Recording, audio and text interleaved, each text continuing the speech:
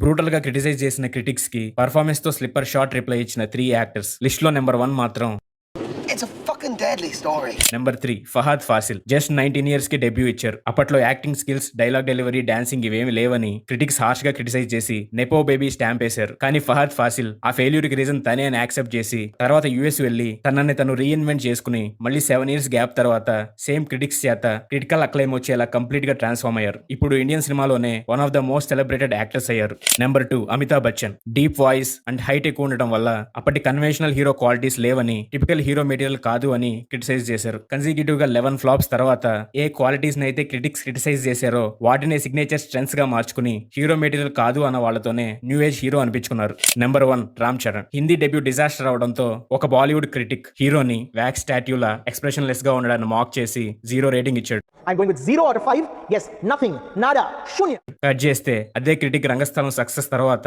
రామ్ చరణ్ ని ఇంటర్వ్యూ చేసి acting transformation ని ఓపెన్లీ అక్నాలెడ్జ్ చేశాడు. అండ్ ఏ యాక్టర్ అయితే వ్యాక్స్ స్టాట్యూ ని మాక్ చేశాడో 12 ఇయర్స్ తర్వాత అదే యాక్టర్ రియల్ వ్యాక్స్ స్టాట్యూని లండన్ లో అన్వేల్ చేశారు. ఇంతకీ ఆ క్రిటిక్ ఎవరంటే There's one fat guy with salt and pepper hair.